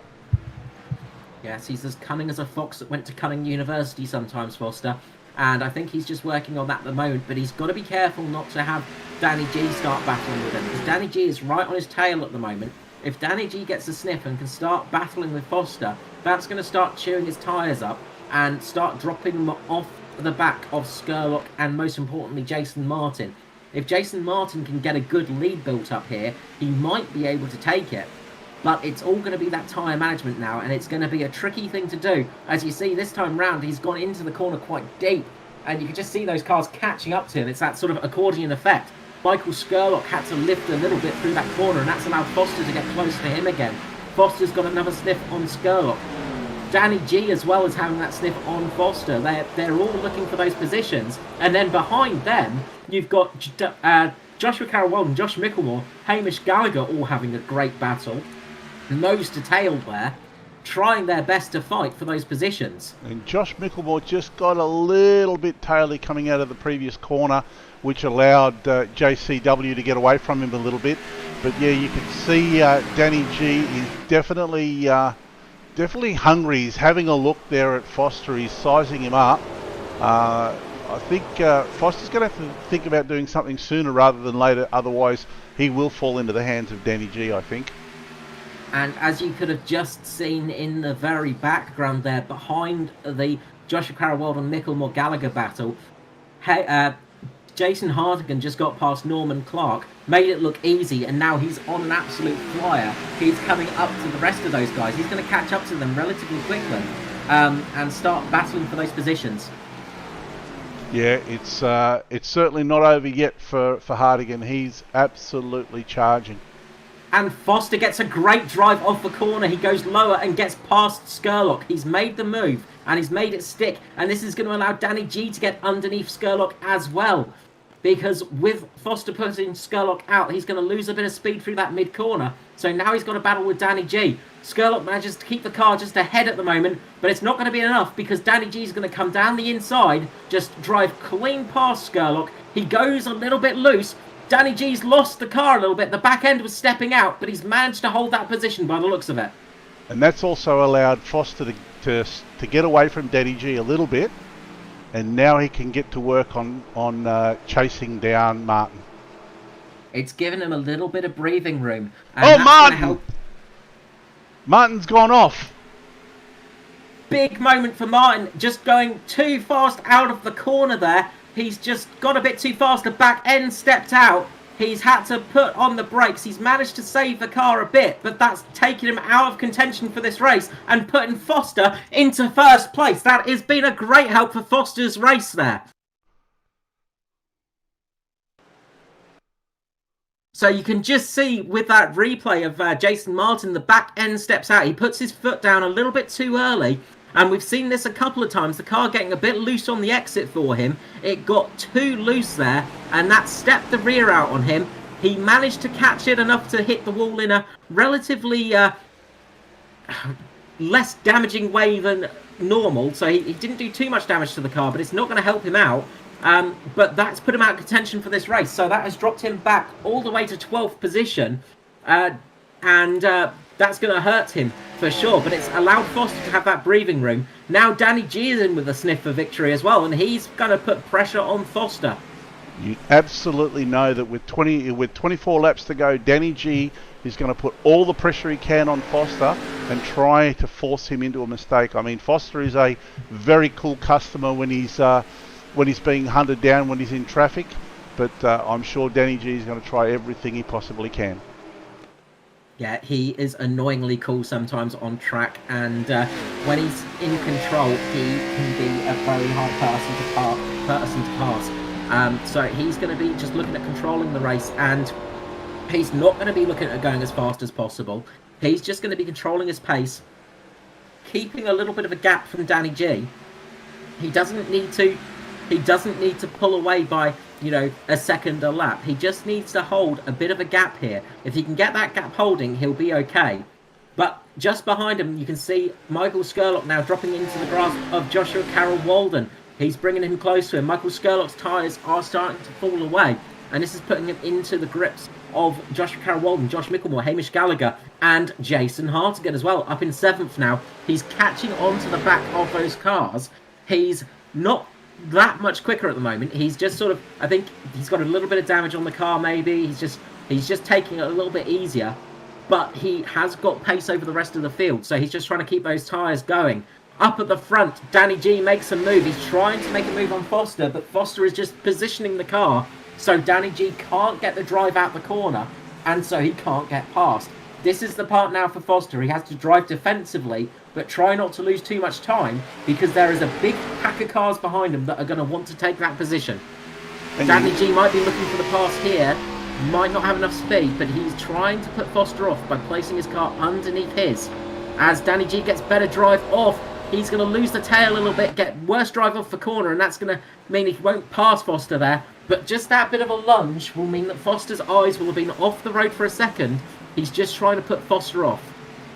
And as you can see, Foster's doing that slow in, fast out, whereas Danny G is sort of catching up to him into the first phase of the corner and then getting a worse run coming out, which allows Foster to sort of step away from him. Absolutely, and it's helping him out. And a little bit further down the pack, you can probably just about see Hamish Gallagher making a move on Josh Micklemore right now, and that's put Josh Micklemore into the grasp of Jason Hartigan.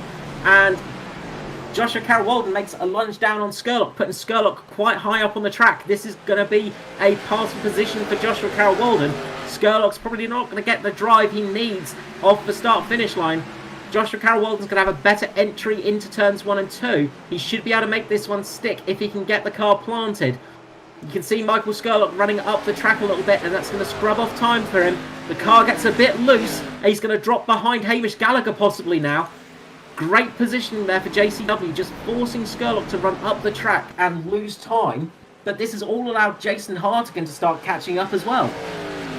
As Jason Hartigan makes a look on Josh Micklemore now, he's just looking down the inside, just trying to place his car, so Josh Micklemore has to defend a little bit more, lose a little bit of pace.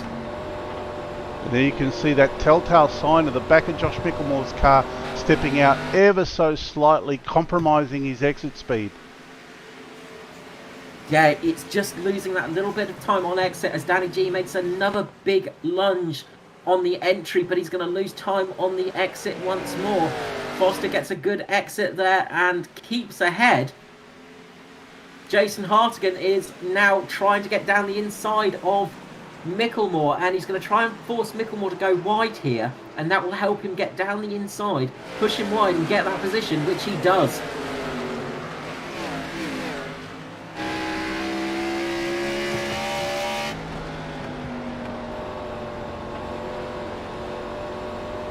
Brilliant move there from Hartigan as well, and he's coming up to Skurlock too. So Hartigan is back in this race. Edward Foster has got that lead. It's just about 2 to 3 tenths of a second at the moment, but that's all he needs. If he can stay there, he's going to be quite happy. And you can see Danny G's getting a little bit of mid-corner push there, which is compromising him on corner exit. And the caution is out. Looks like Lachlan has crashed. Yeah, Lachlan going round. I just saw the tail end of that one. We'll just go back, try and figure out what's happened. Looks like Lachlan has lost it going through turn number 2. Turn number 2, he's just done the same as Jason Martin, but he overcorrected there and spun the car up the track. Everybody managed to avoid there. He's got back running, so no harm, no foul. A great job for catching that one from Lachlan, but that's brought the caution out, and this is going to mean a restart again. Is anyone going to come in for fresh tyres? That's the question. And they're all coming in. They're all coming in. Except no, they're for not. Hartigan. Danny G and Hartigan have stayed out, as well as Josh Micklemore. So a few cars sticking out there now. Big call. Big call. We've got 13 laps to go. 12 laps to go now. So there's going to be a couple of cars between these guys now. However, on that restart, these guys are going to have such fresher tyres that it's not going to be too hard for them to get past, I imagine. Now, who's going to win off pit road? Looks like Foster's had a good stop. So is Joshua Carroll-Walden. And Hamish Gallagher as well. Hamish Gallagher getting an absolute blinder of a stop there. So Foster's led it out of the pit lane. So Foster will be lining up behind Jason Hartigan on this restart. Jason Hartigan is back up the front of the field in P2. So this has thrown an absolute... this has really thrown a spanner in the works. Has it played into the hands of Danny G and Jason Hartigan though? They're going to have... They've got some old tyres now, and the guys behind them are going to be coming up very quick, aren't they? If anyone, it's going to play into the hands of Hartigan a little bit more. His tyres are a bit fresher. They're about 10 laps fresher than the cars around him. So he's going to have a little bit better restart capability. He's going to be on that outside line as well as Foster. Danny G and Josh Micklemore will be on the inside line, remember. But having those fresher tyres on the outside line means you can just run around the corner. So it might pay off well for them. It's going to be a fascinating restart here. It is an absolute... it's a very ballsy call, you can say, to stay out there. I don't know how well it's going to pay off. It all depends if you get a caution, if it comes to a green-white checker, that could play into the hands of somebody like Danny G or Josh Mickelmore or Hartigan. However, if it goes green from here, then you've got to say Foster is looking good. 100%. I mean, there's not going to be 12 seconds between Danny G and Ed Foster at this stage, and he is really going to be able to motor. That's it, and this is where keeping those extra set of tyres in the mix can pay off a little bit, of course, because you only got 4 sets of tyres to play with over the race session. So, you know, they've all managed to stay out there. They didn't come in too early. If some people may have come into a bit too early and thrown away that chance of getting the tyres for the end. But of course, all the lapped cars are going to fall out of position. Those leaders are going to be right next to each other. It's going to be a fascinating restart here. Foster's going to be in, from what I can see, Foster's going to be in 4th with JCW in 5th. Yes, so JCW is going to be starting on that lower line on those fresher tyres, so he could be in with a good shout as well. It's anyone's race, really. Jason Martin as well, he came in for those fresh tyres as well on that stop, so he's going to have nice, fresh, sticky tyres as well, so he might be able to jump up a few positions and get into damage control mode after that bit of snap oversteer we saw and his crash out of contention. But it's going to be very hard for these leaders to hold position.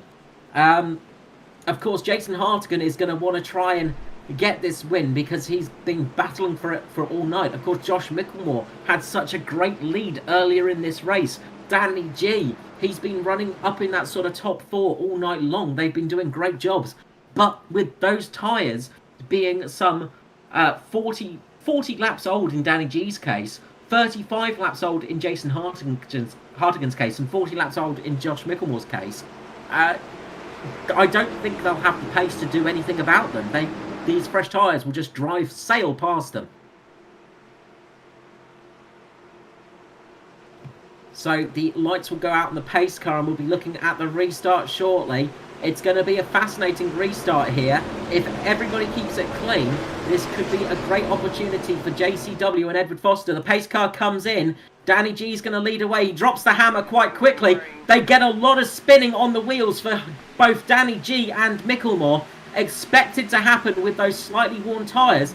Foster's going to be on the outside. He's going to want to try and get ahead of his teammate in Joshua Carroll Walden, and he does it. He comes down the inside, and you can just see those tyres of Foster. He's just flown past Hartigan. He's going to catch up to Mickelmore and Danny G now. You can just see he's having such an easy time getting round there. It's almost like a different class of car. There's really nothing they can do about it, is there? No, they are sitting ducks. Danny G's managed to get a good little bit of a lead at the moment, and if there is a caution thrown shortly, it could pay off for him still. But Danny G's lost it a little bit. Very close there. Great save for Danny G. He did just tap Foster a little bit. You can see those worn tyres are starting to cause issue. A car's gone off in the background. Foster's managed to get through, most importantly. If the caution comes out now, it's looking good for Foster. It looks like Matt Hunter's gone off in the background. We've remained green. Foster has taken the lead. Michael Skurlock is now second. Now Michael Skurlock is going to be chasing down Foster for that win. Now Foster just has to get his head down, keep ahead of Skurlock. JCW down the inside of Mickelmore now. And you can see Mickelmore just getting swallowed up by the pack. And there's a big crash in the background. We've got a big crash. Like Devin Stove and Jason Hartigan, unfortunately. Jason Hartigan getting caught out in that one. It looks like, I'm just trying to see exactly what happened there. Just going back to have a little bit of a look. Looks like Devin Stove's gone up, snapped up into the wall, and Hartigan has just gone into him. Nowhere he could go on that, unfortunately. He was a passenger in that incident. Just unfortunately in the wrong place at the wrong time. He was. If that had come out about half a lap sooner, that could have worked out perfectly for Danny G, though, because I think we're going to be looking at a green-white checker right now. And that could have been the difference between Danny G staying in front, because we've seen on those restarts, he's been able to keep a little bit ahead there. But this has worked out perfectly for Foster and Skurlock. Absolutely. So these guys are going to be going as hard as they possibly can on the restart. And don't forget Joshua Carroll-Walden as well. He's going to be starting right behind Michael Skurlock on those fresher tyres. Just behind him is Josh Micklemore on those very worn tyres. And you saw how quickly those guys were dropping back. Also, notably, is on that restart, you saw how much wheel spin they got. And that's the problem on those worn tyres, is you lose traction. You can't get the power onto the surface. Onto the surface of the track. And that means you can't drive away. And that's what cost those guys so many positions. So staying out was a big risk there, and it really didn't pay off too well for those guys. The biggest casualty in all of that was, unfortunately, Jason Hartigan again. Again, wrong place, wrong time for him there. He's dropped back to 13th position. A very unlucky position for him tonight, unfortunately. But not much he could have done in that situation. No, unfortunately, his finishing position isn't going to reflect his pace or his ability tonight. Like you said, wrong place in the wrong time at the wrong time, and once again, he's just become the victim of bad luck. Yes, and we saw at the start of the season with Danny G and Jason Martin, they had some bad luck at the beginning of the year, and it can all turn around for you as a driver. Luck is a big thing in motorsport, and especially on oval racing. Skill is a definite part of it, but sometimes you're just in the wrong spot at the wrong time, and there's literally nothing you can do about it. You are just a passenger in those moments, and you've just got to accept sometimes that it's just an unlucky position. I guess one consoling factor for Hartigan is he will be able to probably finish at least in around 13th, 12th position, so get some points from tonight, and will hopefully help him towards his chances of getting into the chase. We still got a few races to go there, so he still has time, but it was an unfortunate night for him. Another person to suffer there was, of course, Josh Micklemore, of course. Fantastic job leading this race for so long with such immense pace as well for Micklemore. Just stunning pace earlier on in the race. We saw Micklemore just absolutely flying away from everybody. Yeah, he certainly did have the pace, and once again, just a matter of I guess Josh zigged when he should have zagged, and maybe pitted that little bit earlier for tyres. It's a risk you take, and if it pays off, you're a hero. But when it doesn't pay off, you just go, well, that's that, I guess. Unfortunately, sometimes these things don't pay dividends for you, and they don't always pay off. But when they do, you look like a hero. When they don't, you've just got to accept it sometimes. Gambling is always a tricky thing to do. Absolutely. The roll of the dice, doesn't always fall your way, and sometimes you've just got to take it. Exactly. It's the trouble about gambling is when it's good, and when it's bad, it's very, very bad. But so far, it's worked out very well for Foster and Skurlock. It's going to be a race to the line between those guys. Will Joshua Carroll-Walden be able to get up there a little bit higher as well? It's going to be interesting for that. So we're coming around. We've got 2 laps to go. The pace car's lights are out, so it's not going to be a green-white checker per se. We've got can have 2 laps over the line. So, sorry, it is a green-white checker. Sorry, my brain went dead there for a moment. So we'll go green, we'll go white, and then it's the finish. So 2 laps of furious action now for Foster to just hold out in front. So he's going to have the chance on the restart, that lower line. So he's just got to hold position and try and take that initiative now. And you know that these guys are going to leave absolutely nothing on the table. Skurlock can get a blinding start, and he will be doing absolutely everything he can to get in front of Foster. He will try everything he can, and as I said, one to watch out for on this restart is JCW. Joshua Carroll-Walden's pace car comes in. Foster's going to back him up. He gets a good launch. He manages to get a good start. Oh, Joshua JCW in the wall. And, there's a big crash behind him as well with Hamish Gallagher. And I didn't see who that was with. Hamish Gallagher and Raymond Yeager, Norman Clark. Norman Clark, yeah.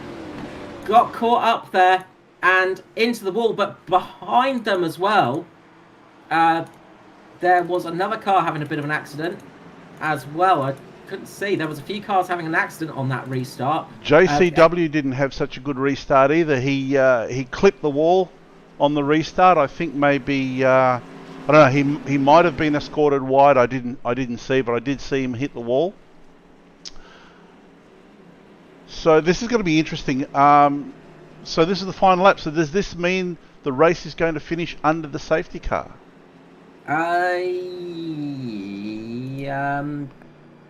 I'll have to see, because sometimes they do a final green-white checker because it's got a second chance. Yeah, just looking back, there was a couple of crashes there between a few people. Joshua Carroll-Walden just got that terrible start there. We'll find out in a moment. Failing that, I will show the 1 lap to go by hybrid racing simulations.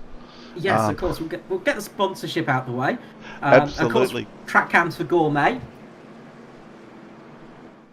as well. Trackcams22.com for those lovely looking cameras.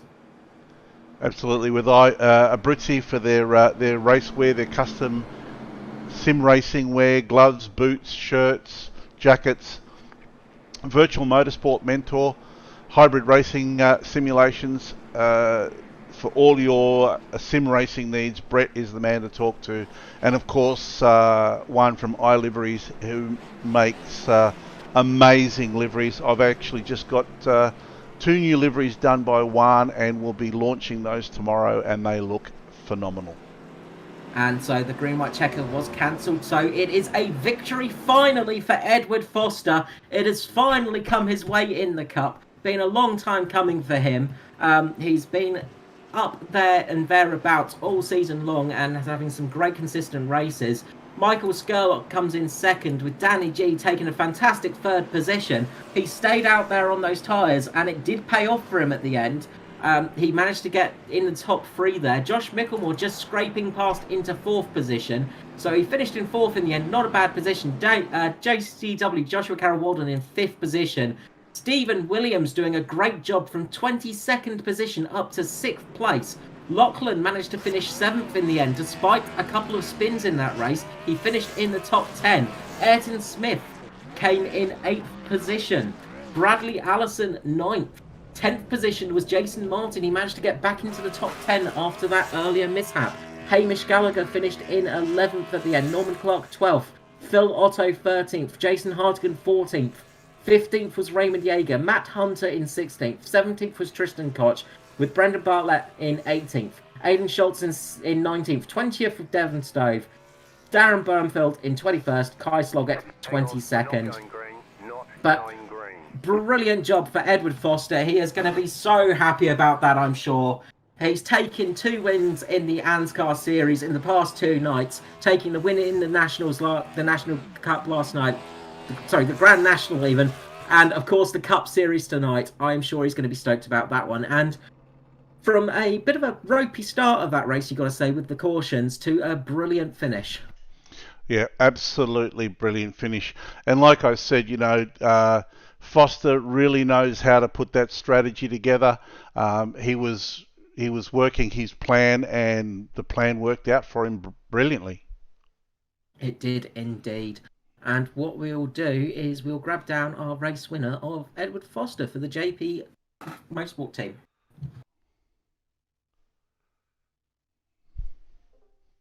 Edward Foster, JP Simshed Racing, congratulations on the win in the Cup Championship. It's about time, isn't it? We may have said that over broadcast. We may have said that. The old dinosaur has made the win. Yeah, well, what's the phrase about a pot and a kettle? I can't quite remember. But anyway, it's been coming. It's been coming. Well done, mate. Thanks, man. We just put ourselves in the position so many times, and it just hasn't worked out for whatever reason. And tonight it worked out. So I've had really, I don't like using the phrase bad luck, but I've had things sort of not play as well as they might have done in certain races leading up to now. And tonight, I probably, there were probably 3 or 4 cars that had better pace than I did, but things worked out. So, I'll take it. Means JP Simshed has swept the week as well. Of course, we had Joshy win in the trucks, and I managed to get the Grand National win on last night, and obviously popping up with a win again tonight. So yeah, just stoked, really, really happy. Yeah, that's it. We were saying about your form in the Grand National Series. Was it 3 wins in a row now, or is it 4? I can't remember 4. actually. Yeah, it's quite a few. But yeah, doing absolutely fantastic work there. But it's been a long time coming in the Cup. It looked like you were just looking after your tyres a bit through that race, or was it just more unable to keep pace with the front guys? At the start, I couldn't keep pace with them because they were just running a completely different line to the one that I'd practiced with, that I found to be the best, and just getting so much of a better drive off the corners than I was, and I tried to copy them. But of course, I hadn't practiced that line at all. So, just trying to copy him, it wasn't really working out that well. I sort of managed to find a bit of a happy medium. But the longer the run went on, my original line that I was running sort of came good. And I started to not reel them in, but I was able to hold my own. Skurlock was up behind me, and I was able to sort of keep him, not at arm's length, but, sort of keep him behind at that stage. But short run pace was probably my Achilles heel tonight. So to finish it off the way we did with those short runs was nerve-wracking, to say the least. I can imagine, yes. We did sort of note that during the race that you did seem to have better long run pace than short run pace. Got to mention as well that it seemed like the JP Simshed boys had the early pit strategy call as well, because you guys came in a lot earlier than some of the other cars around you on that first pit stop. Yeah, I mean, we didn't really talk too much about it, to be honest. We didn't think that there was any chance the race was going to go green for the length that it did, and the first few laps of the race sort of proved us right in that regard until everybody sort of cleaned their act up a little bit, and we really got going. And then we had that really long green flag stretch, and we're like, okay, well, I was sort of thinking in the back of my mind that we'd probably pit just to break the race in half. Of course, you always run the risk on a shorter track like this of going a lap down and then getting trapped a lap down if the caution came out. But I know JCW went a bit earlier than I did, and I kind of was always planning a little bit of an undercut, but not as much as he wanted to do. And we sort of came out nose to tail and managed to lead a few laps, and then the caution came out, and it couldn't have fallen better. It honestly could not have fallen better for us, because if it had stayed green, those Mitch boys, they weren't too far behind, and they were quick. I mean, Josh Mickelmore tonight was unbelievable, just class of his own. And he was just, if he caught me on 20 lap fresher tyres or whatever it is, that was going to be the end of it. Like, there's no shadow of doubt about that. So the caution really saved us, sort of played into our hands. I didn't expect those guys to run that long, so I didn't expect them to have be coming at us with the advantage that they had. But yeah, look, it all played out in the end, didn't it?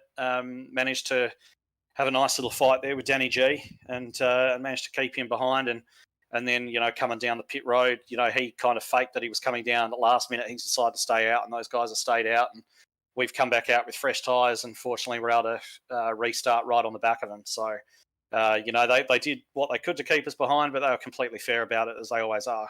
And yeah, it's really good. Like I said, we were overdue, and we got one. Well, absolutely. We were just saying at the end of that race that if that caution had come out about half a lap prior, that could have been Danny G seeing the victory there, because it was so close at the end there. Obviously, those fresher tyres really did pay off quite well at the end. Was it a little bit tricky for passing tonight as well? Look, yes and no. I mean, passing here is definitely possible. But sometimes it requires either the cooperation of both parties or the persuasion of the guy you're trying to overtake, perhaps. There's tracks like this, especially with the flatter turns and not so much banking. Generally it kind of lends itself to a little bit of body contact and so on. But I mean, to be perfectly honest, I don't think I really had any touches with anyone all night. So, when you're on fresh tyres, yeah, it's easy to go shooting past people because you've got so much of an advantage. But there was a point in the race where I was up behind Skurlock, and I really didn't know where I was going to make a move unless he made a mistake. And he did make a small mistake, which allowed me through. So, Skurlock being as professional as he is, didn't try anything silly either. So, this is something that I was saying to the rest of my team the other night when we had a bit of a chat after the Grand National. how much of a privilege it is to be racing with the guys that we're racing with and the guys that we've got in this series. They're just such, they take it seriously when they're out there on track. They're professional, they're clean. There's a lot of respect given between everyone. And that's why we see the level of racing that we do in this series. And it's something that you don't always see in sim racing, is that amount of mutual respect between people, but it's certainly here. And it's always a pleasure racing all those guys and just seeing where you stack up against some of the best guys in the country. Yeah, it's always great to see you guys, and there's always some great racing out there, especially at the front of the pack. All the way through the field tonight, we saw some great racing, but obviously the front of the pack was where the main action was tonight, and was last time out at Kentucky as well. So some good races we've had over the past couple of days, but finally that win has come for you. Before we let you go, usual shout-outs and things like that for you. Yeah, of course. So the first thing I want to shout out to is the entire rest of the JP SimShed team.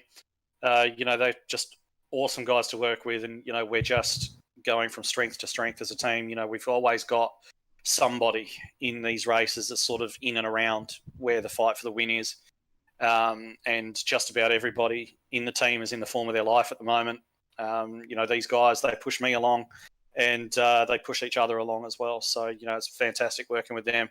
And of course, the sponsors. We've got awesome sponsors, JP SimShed, and it just seems to be a team that a lot of these partners want to work with. So it's awesome to be part of. So we've got Goodyear Auto Care, which is on my car course, and a Brizzy Racewear and Track Racer and Drive Sim, VR Cover, Cars for Hope.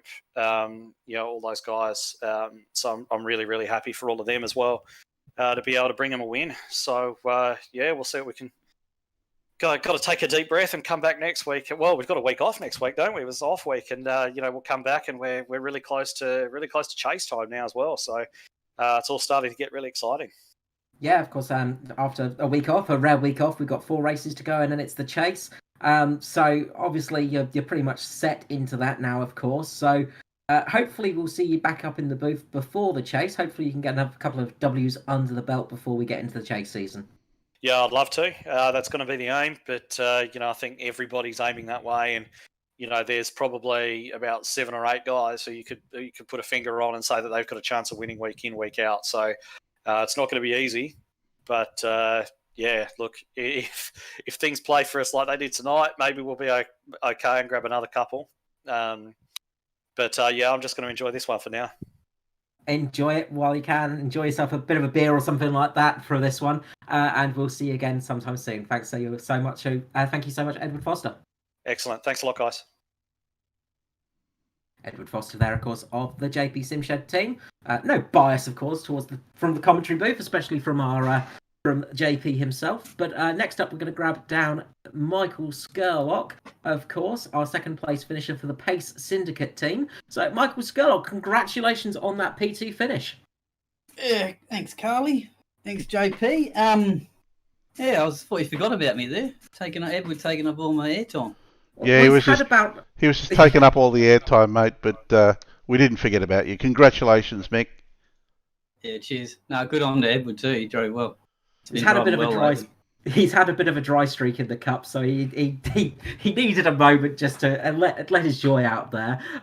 Obviously, you've not had so much of a dry streak. You've been up there and thereabouts pretty much, well, for a while now. Another P2 finish, a top 3 finish for yourself again. That's going to really help the top of the table for you. You're pretty much solidly up there now. What a great race from you. How did that one feel from your point of view?